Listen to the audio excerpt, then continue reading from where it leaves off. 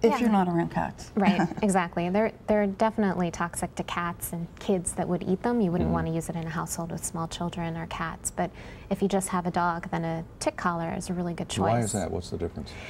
It's the chemical that is used to repel the ticks is much stronger in the collar than in the topical spot-ons that we use that are much better for fleas.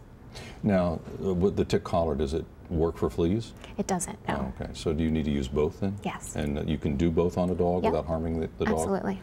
The ingredient DEET that we hear about putting on our clothing or on our skin, there's another one out there, permethrin, I think. That's a little more serious? Yeah, that is one of the anti-tick chemicals that we can use. Obviously, we don't want to make ourselves sick by using too many chemicals. So what's the, you had your yard sprayed for obviously good reason, but is there any guideline that you've run across, Jennifer, that is good for your homeowner? Because we don't want people going out and just destroying everything and spraying everything because they're worried about a story like this now. Right. But do you recommend anything? Do you fall in line with that? Use DEET if you're going to be outside a lot, or something with DEET in it? Well, you know, with what people should do, it's hard for me to say, being a veterinarian. For our pets, which sometimes can bring ticks into the house, I think using like a topical monthly spot-on, you know, is a good idea with a tick collar if you're in the right type of household, and then being vigilant about checking them for ticks. But sometimes, you know, with Anne and Lucy's case, there were no ticks found. But this is a really rare disease. You know, this is not common at all in people, so we don't want people to be nervous that they're going to get sick with this. Do you find in your studies that there are any other animals or even dogs that are sentinels of other illnesses? Yeah, we do see certain diseases that pets can act as a sentinel for the owners.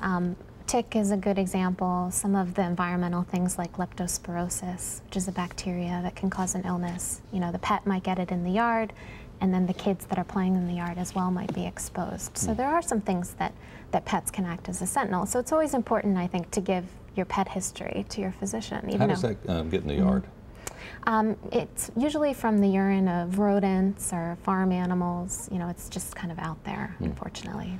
And all it has to do is be on your skin? And yep. Well, leptospirosis is a bacteria, and it usually gets, you know, entered to your skin through little breaks in your skin or your mucous membranes. All right. Well, when you see dogs in the future, now, has your practice changed at all from this story?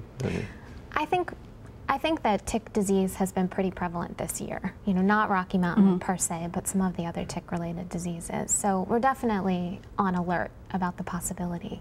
And it's now getting cooler. Should people go, we're out of it? I think once the weather gets significantly cooler, ticks usually are not an issue for us. You say significantly, like 0? Yeah, well, or what? Probably November on. November to April, we probably aren't as worried about it. Because it seems like you really can't kill the things. No, they're pretty hardy. They're pretty hardy, so I mean, they can survive cold weather, right? But what do? They go on the ground? What do they do to hide? Sometimes it depends on like the stage of the tick, because they have different stages in their life cycle, or they might be out with the deer for the winter. I got you. All right, well, up ahead, more with Dr. Adler and Lucy and your health when InFocus comes right back.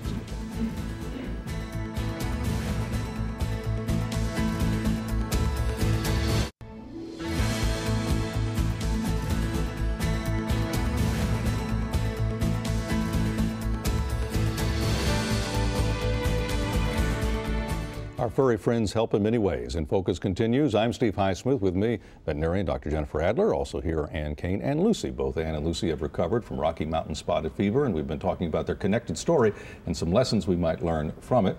And we're also putting Lucy to sleep. But that's Lucy's a pet therapy dog as well. It's almost, you can almost go outside.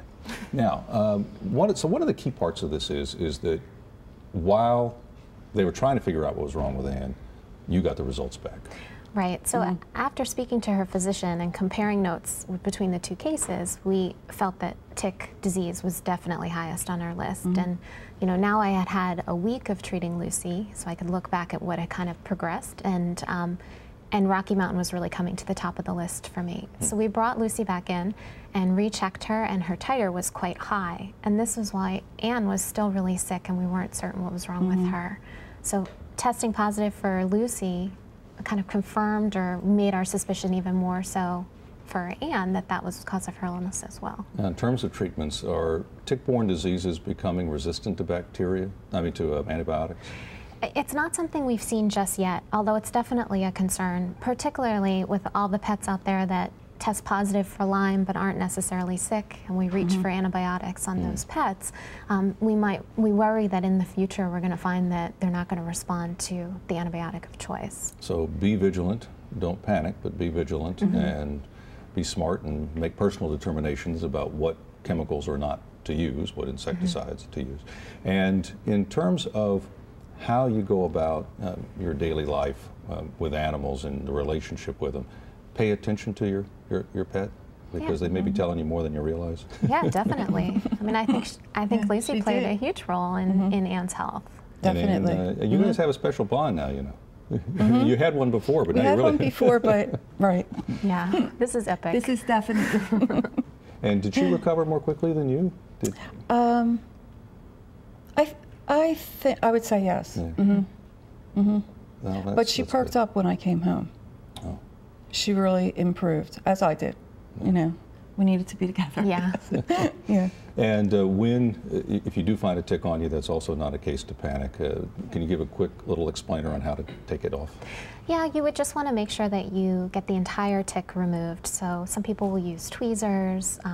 You want to make sure that you cover your hands. Ideally wearing gloves would be best, and you don't want to squish them. It's probably best just to take them off and throw them in the toilet. I think that's what has some people squeamish, because they don't want to squeeze the tick too hard when they pull it out, but you have to squeeze to get it out. Yeah, I think if you're grabbing really close to the head of the tick, then you're less likely to squeeze their body. It's kind of gross. Well, we'll leave the gross out. And thank you very much. Congratulations on your great work. Thank you, Jennifer. And congratulations on feeling better. Thank you. Sharing your story. Thank you, Lucy.